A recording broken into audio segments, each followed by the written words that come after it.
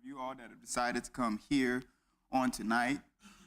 We're continuing our study in the book of Isaiah, and we're going to be in chapter 17. So if you're not there, you go ahead and turn there. And before we get started, of course, we're going to be led in a word of prayer. Oliver, would you mind leading us?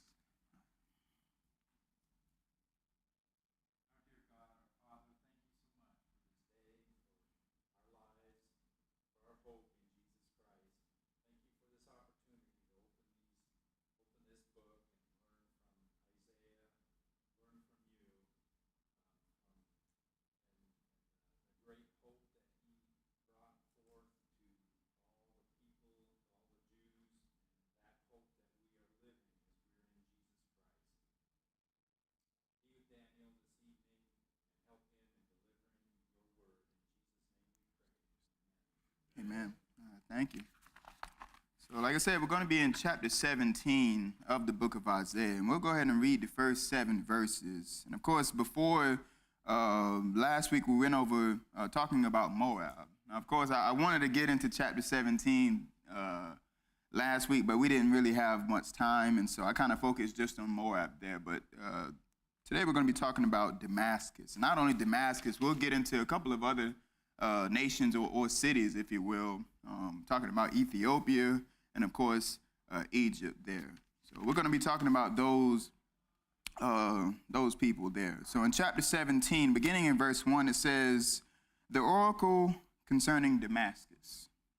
Behold, Damascus is about to be removed from being a city and will become a fallen ruin. The cities of Aror are forsaken. They will be for flocks to lie down in, and there will be no one to frighten them. The fortified city will disappear from Ephraim, and sovereignty from Damascus. In the remnant of Aram, they will be like the glory of the sons of Israel, declares the Lord of hosts." Verse 4, "Now in that day the glory of Jacob will fade, and the fatness of his flesh will become lean. It will be even like the reaper gathering the standing grain as his arms harvest the ears. Or it will be like one gleaning ears of grain in the valley of Rephaim. Yet gleanings will be left in it like the shaking of an olive tree, 2 or 3 olives on the topmost bough, 4 or 5 on the branches of a fruitful tree, declares the Lord, the God of Israel. In that day man will have regard for his maker, and his eyes will look to the Holy One of Israel." So as we've been going over Isaiah, we talked about judgment that is taking place here. We already went over much of the people that that God would use as his instruments of indignation, as the scriptures will say. And those two really we'll see are Assyria and Babylon.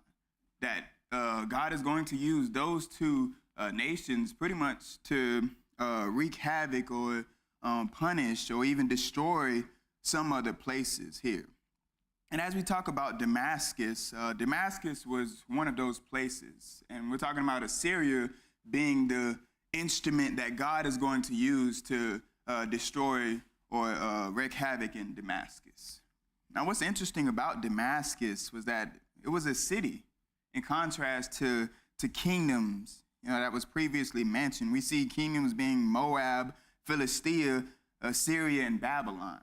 That even they're going to have their time of destruction, but Damascus is only a city, but even this city is going to be destroyed there. And so concerning Damascus, just kind of the area it was in, this was the capital city of Syria. And looking at their punishment, we can kind of see why that is the case there. If you go back to chapter 7, I think Oliver was the one that went over this. We talked a little bit about the person that was in charge of the city of Damascus at this point. Back in chapter 7, I'll go ahead and read very quickly. In verse 1, it says, "Now it came about in the days of Ahaz, the son of Jotham, the son of Uzziah, king of Judah, that Rezin, the king of Aram," keep in mind that, "and Pekah, the son of Remaliah, king of Israel, went up to Jerusalem to wage war against it, but could not conquer it. When it was reported to the house of David, saying, the Arameans have camped in Ephraim, his heart and the hearts of his people shook as the trees of the forest shake with the wind. And dropping down in verse 5, because Aram with Ephraim and the son of Remaliah have planned evil against you. Now, of course, these were two that were not from the southern kingdom of Judah. They were actually, one was from the northern kingdom of Israel, the 10 tribes, as we know. And so what is pretty much taking place here is that the two kingdoms are going up against Judah. And it would say in verse 8, for the head of Aram is Damascus, and the head of Damascus is Rezin. And so, of course, we see that Rezin would have been one of the ones from Damascus that would have wanted to do harm to God's people in Judah. And so we'll see that Damascus and the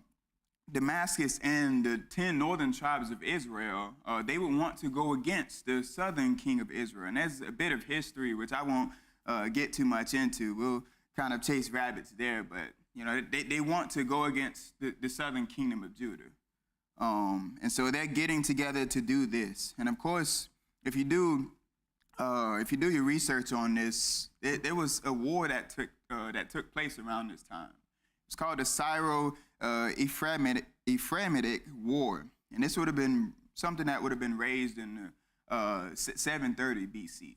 And so even as we put this map up here, you can kind of see that this would have been something that would have taken place around this time, which we'll talk about. But this war was something that we would have seen that the king of Assyria at this time would have been Tiglath-Pileser III. He would have invaded Syria and Israel. Not only that, he would have devastated both of these rebellious states. And as I said, Damascus is the capital city of Syria. So Damascus is going to be one that is going to be devastated. And of course, it was by God's instrument of indignation, and that being Assyria. So during this big war that is going on, Assyria is going and taking control, and he's wreaking havoc in all these different places. And again, Damascus would have been one of those. And so as Damascus is getting this warning, this is going to come about. And this was fulfilled, of course, in this Syro-Ephraimitic War, which would have been, again, in the middle 730s BC. And so going back to chapter 17, so he talks about Damascus. He says Damascus is going to be removed from being a city.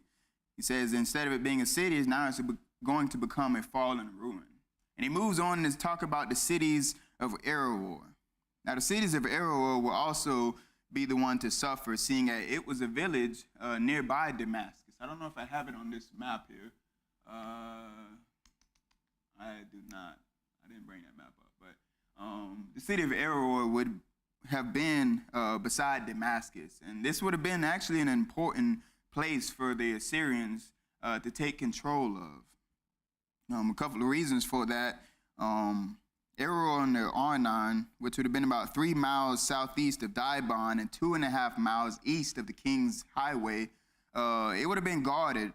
It guarded the passage through the valley of Arnon, and it would have controlled the border between Moab and Ammon.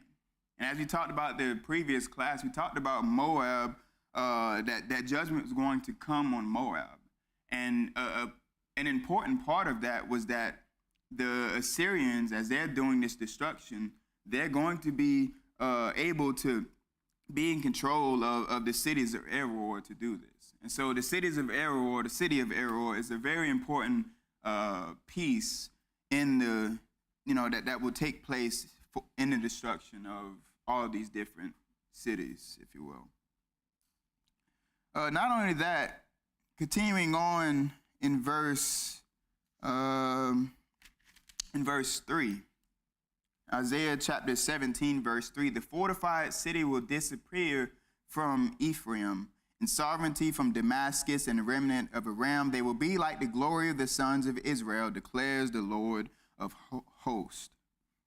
Now, Ephraim will suffer the same fate of destruction. And a question for you all, who do we know Ephraim to be? Where does Ephraim come from? He's one of the 12 tribes. And originally, who did his inheritance go to originally? Does anyone remember? So Ephraim and Manasseh, they were brothers. And so, yeah, they half tribes, if you will. And so originally it came to Joseph. As we know about Joseph, he was sold into slavery. And so the blessings came to Joseph, but now, we see that it was set apart between Ephraim and Manasseh. And so Ephraim, looking at Ephraim, he would have been the younger son of Joseph.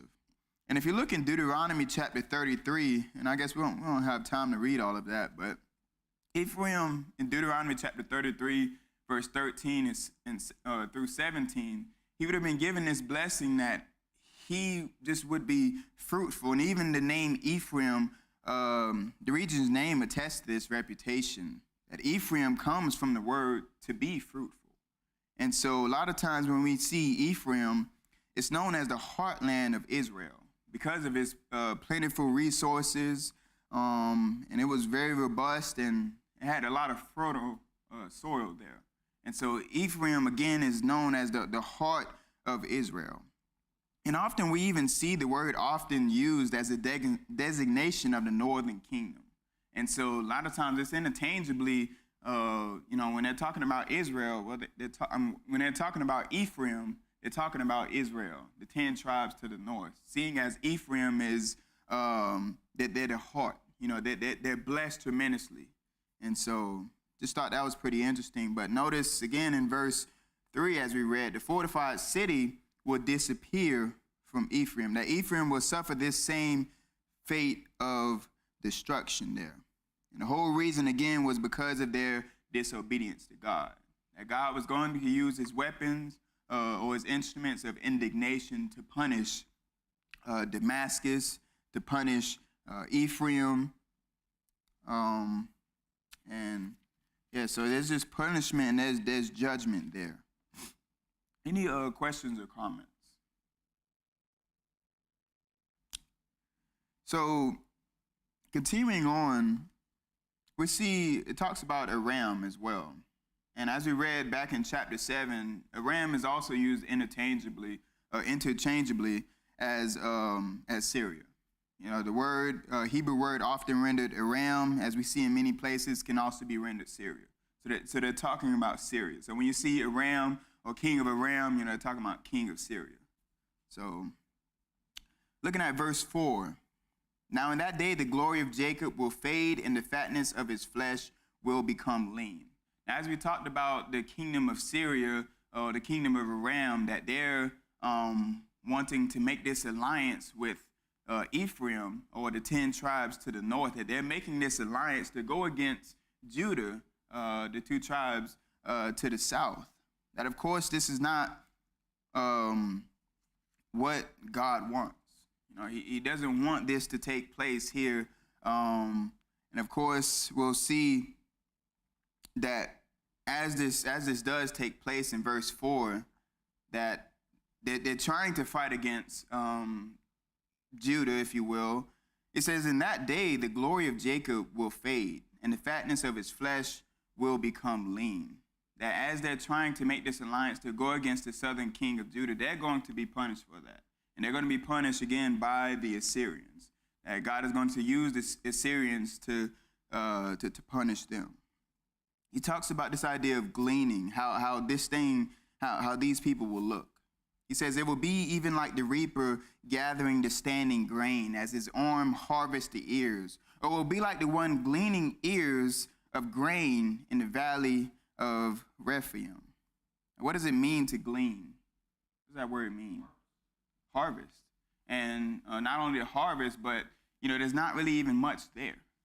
A lot of times we understand back in the Old Testament, when the farmers would get together to take their harvest, that they would have to leave some behind for the poor and the widows. If they didn't have any food, we have an example in Ruth where they would be able to glean, to take whatever is left, because they didn't have enough to provide. And so he says that's how it's going to be. This destruction of Ephraim, of Damascus, there's going to be few there, as if someone was gleaning in the valley of Rephaim. Now, the valley of Rephaim would have been a place that would have provided much food for the inhabitants of the city, and must have also, of course, been heavily gleaned by the poor. So again, there's not really much there. So he uses this analogy to point out this destruction and what's going to be left. There's not going to be much people left because of this destruction. Looking at we'll continue on with verse 9, actually verse 8. He will not have regard for the altars. Verse 7. In that day, man will have regard for his maker. So after this judgment takes place, man will have regard for his maker. His eyes will look to the Holy One of Israel. He will not have regard for the altars, the work of his hands, nor will he look to that which his fingers have made, even the Asherim and incense stands. Now, of course, Asherim would be associated with this idea of false worship. That Asherah, a mother goddess who was a consort of Baal. That, of course, this idea of worshiping these false idols, that this is something that God did not want. And so as this judgment will take place, those people will be able to turn to the true God. As they see that Asherah will not help them. Their gods are in fact not gods. There's only one true living God there. Verse 10, for you have forgotten the God of your salvation, and have not remembered the rock of your refuge. Therefore you plant delightful plants and set them with vine slips of a strange God. They're using all their resources for the nicest plants to worship and to praise these false gods. He says, but the harvest will be a heap, in a day of sickliness and incurable pain. Alas, the uproar of many peoples who roar like the roaring of the seas, and the rumbling of nations who rush on like the rumbling of mighty waters.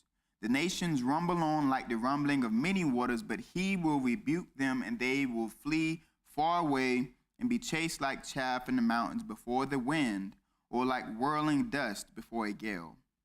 At evening, verse 14, at evening time, behold, there is terror. Before morning, they are no more. Such will be the portion of those who plunder us, and the lot of those who pillage us. And so looking at verse 13 and 14 seems to switch from Israel and Syria's destruction back to Assyria and all of God's enemies.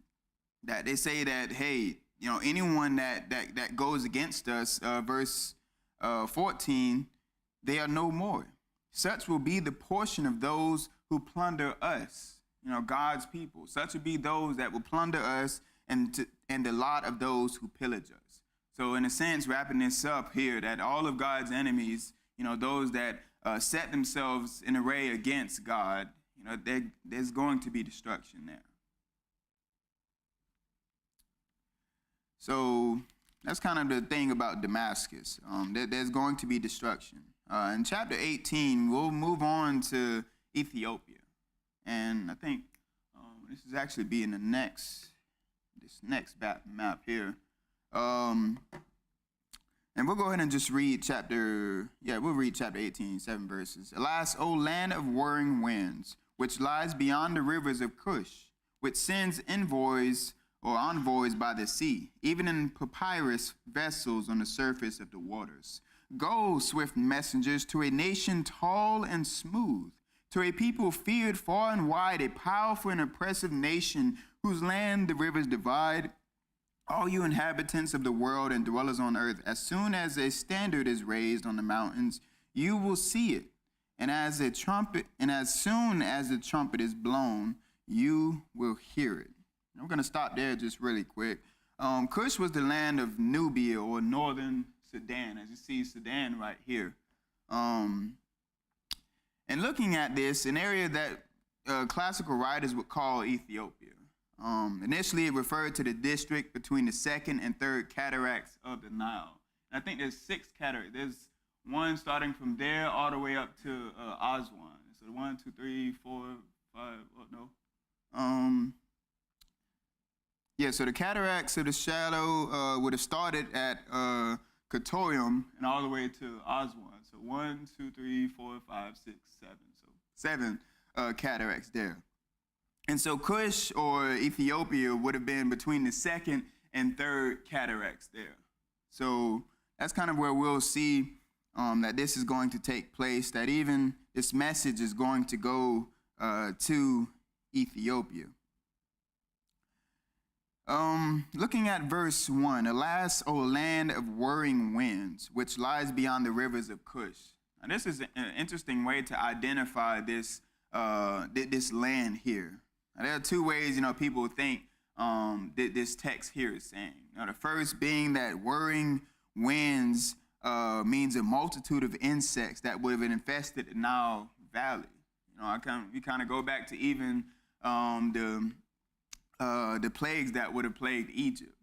Talking about locusts and all the locusts, or was it frogs? Was it both? Yeah, I think it was both. Yeah, so even the locusts, and so you kind of even think back to that. Maybe that is what this is talking about. That there was still locusts that would have often came just because of them being close to the Nile River there. And so maybe this is talking about that this is just a land of whirring winds. That there's a lot of locusts that are in the area.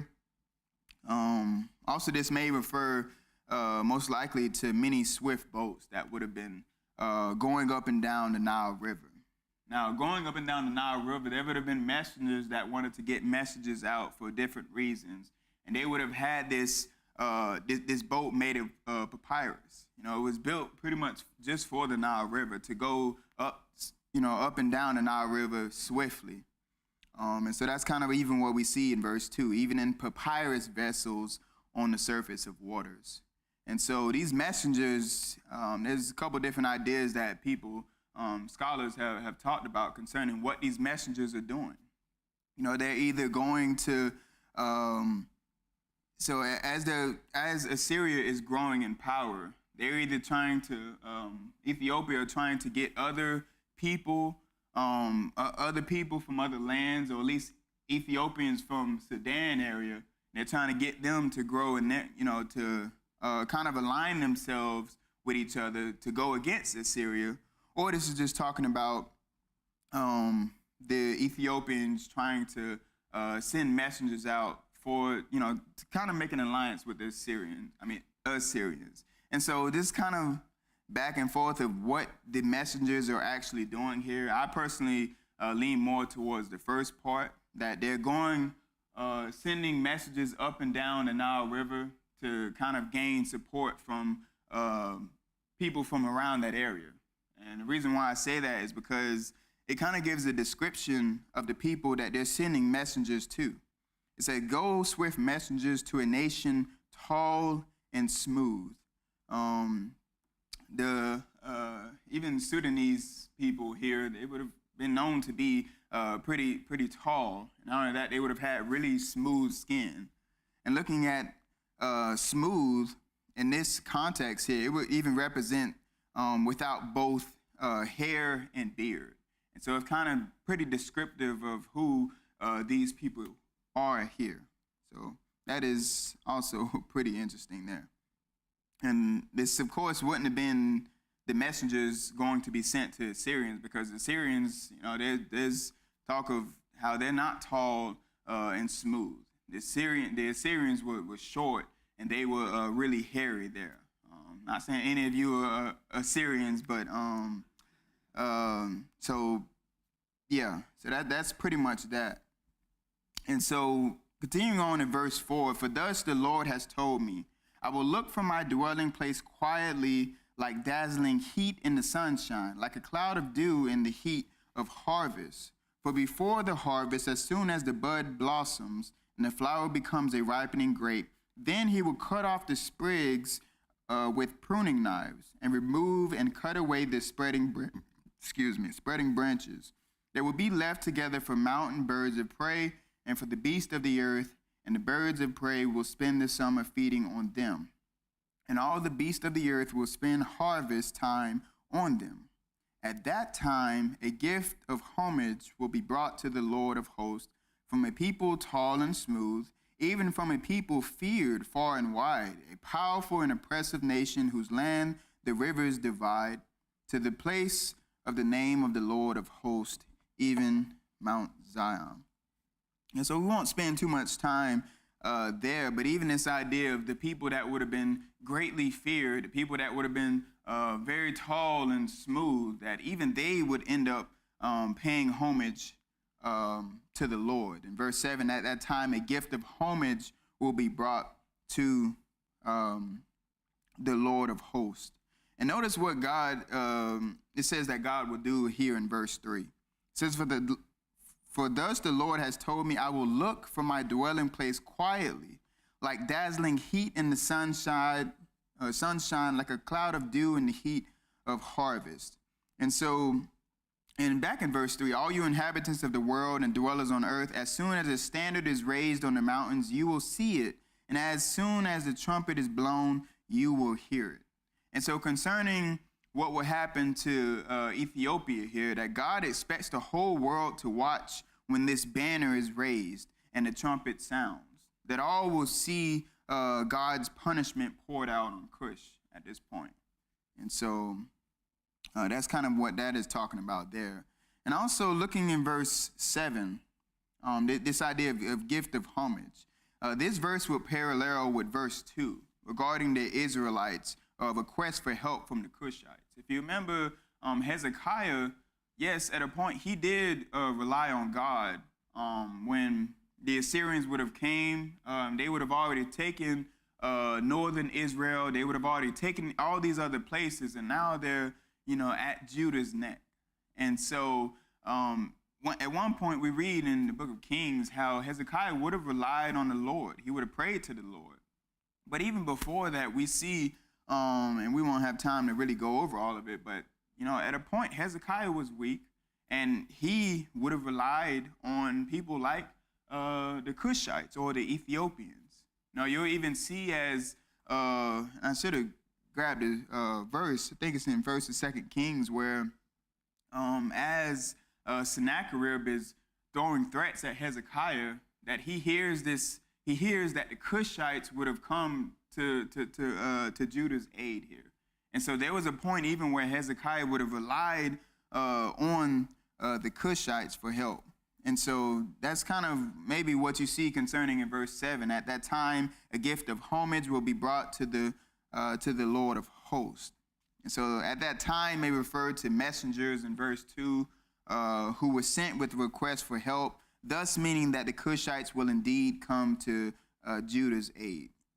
But it is more likely referred to a future time of destruction of Cush that will purge the people and bring forth a remnant, similar to what we've been talking about concerning the Israelites. And so a remnant of people from other nations will come to pay homage to and worship God on Mount Zion. And so we, of course, see in many places that there's this remnant that will come, that all these other nations will come and they will pay homage to God. And what do you think that's in reference to? Of course, when Jesus comes and, everyone is going to be able to worship God and be called Christians. And so that is even the blessing that we have today. And we just see this thing all throughout the book of Isaiah. There's judgment, but at one point, at some point, there's going to be all the nations, whether you were God's people or you were not God's people, that all the nations in the future are going to come together to pay homage to the Lord, to worship him, no matter where you come from. Any questions or comments? All right, we're going to look at chapter 19. Like I said, we're going to try to go to chapter 19 and try to get to 20 as well. So just kind of going to sum this up here. In chapter 19, scholars would generally agree that this oracle concerning Egypt is made up of at least 3 parts here. The first section we'll see in chapter 19, verse 1 through 15, which would consist of 3 nearly equal parts, which we'll talk about just briefly here. And so, again, this section is broken up into 3 nearly equal parts. The first being in chapter 19, verse 1 through 15, which will be the consequence of God's judgments on Egypt's people. In verses, where is it? In the second section, in chapter 19, verse 16 through 25, this would be composed of 5 short in that day declarations that would describe the restoration of the land following God's judgment.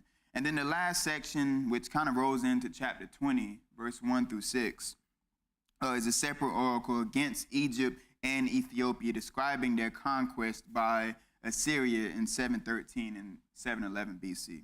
And so looking at the first section, again, this first section in chapter 19, verse 1 through 15, we'll see 3 separate parts here. In verses 1 through 4, we see that will be the consequence of God's judgment on Egypt's people. And of course, we know that Egyptians perhaps would have been familiar with the God of Israel. There's been so many encounters that, the Egyptian, they would have known who Jehovah God was. And it talks about in verse, where is it? So, and I'll go ahead and read that. The oracle concerning Egypt. Behold, the Lord is riding on a swift cloud and is about to come to Egypt. The idols of Egypt will tremble at his presence, and the heart of the Egyptians will melt within them. So I will incite Egyptians against Egyptians, and they will each fight against his brother and each against his neighbor, city against city and kingdom against kingdom. Then the spirit of the Egyptians will be demoralized within them. And I will confound their strategy so that they will resort to idols and ghosts of the dead and to mediums and spiritists. Verse 4, moreover, I will deliver the Egyptians into the hand of a cruel master, and a mighty king will rule over them, declares the Lord God of hosts. Now, we aren't sure who this cruel king is. It has been, speculation that maybe this is someone from Ethiopia. Now, at this time, it would have been back and forth that the Ethiopians would have tried to take control of Egypt, because they would have been pretty much set apart kingdoms. That they would have tried to brand themselves as being an independent nation or people. And so there's been back and forth about the Ethiopians kind of fighting with Egypt. And so maybe this cruel king that is going to come to Egypt, people say maybe the Ethiopians. And there was one Ethiopian king, not going to pronounce his name. It's like Pi. No, I'm not going to pronounce it. But it was in 715 BC. So maybe this is talking about this cruel king. He was known to be really cruel.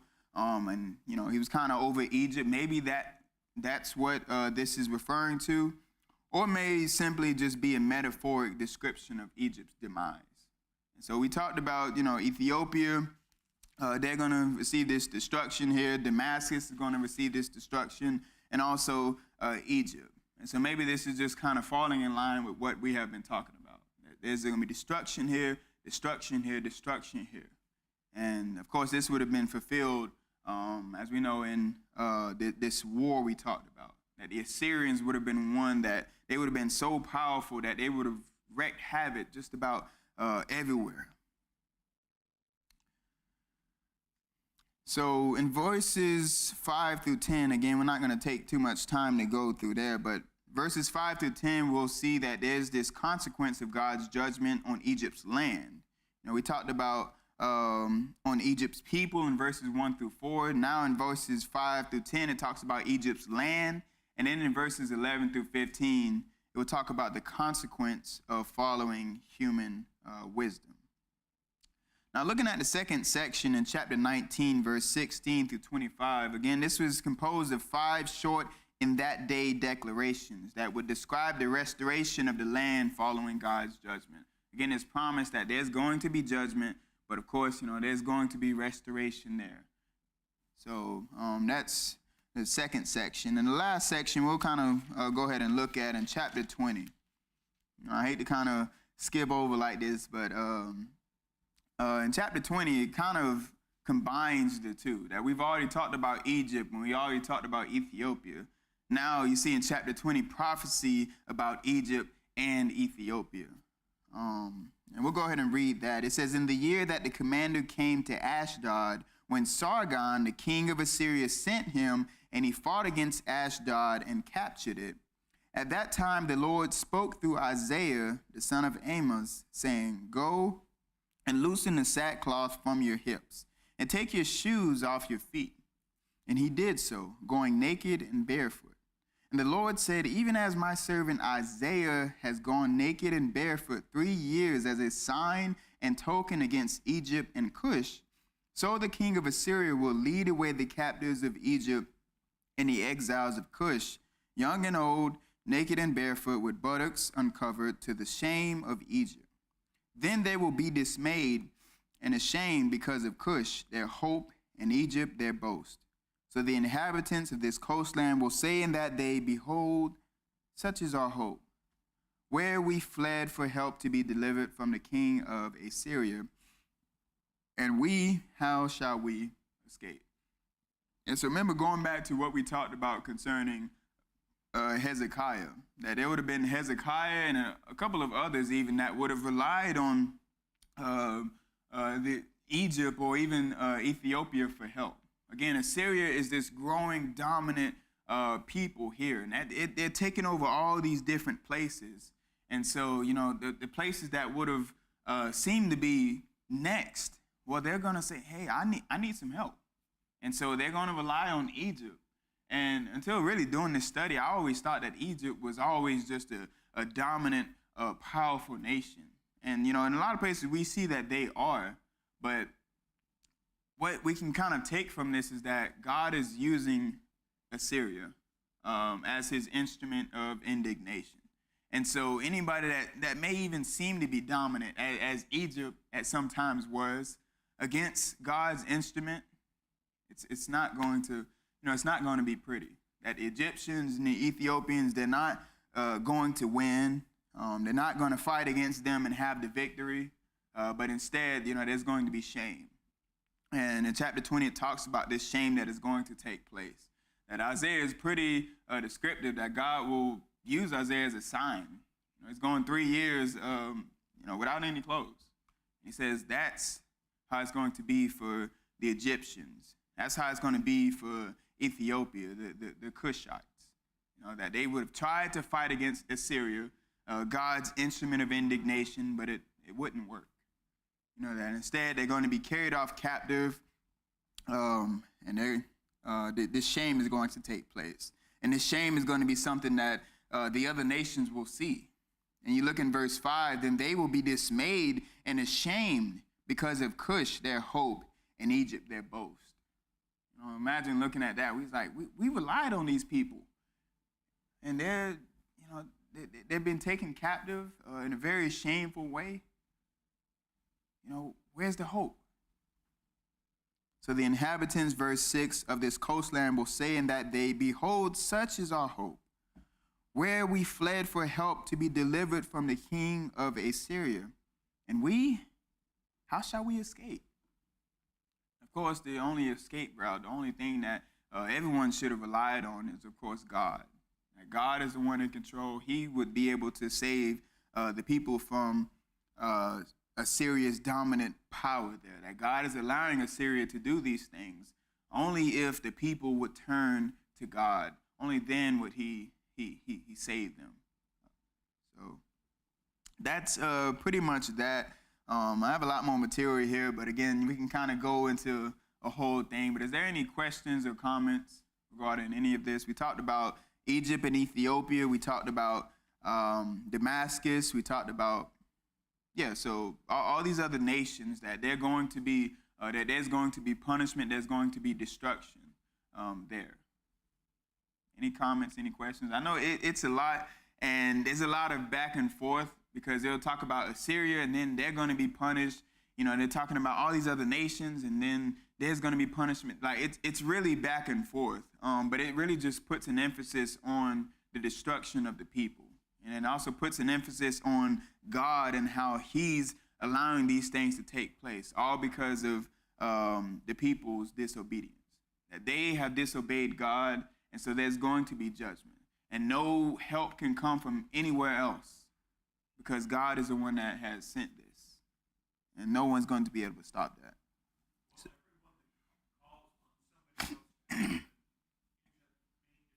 That's right.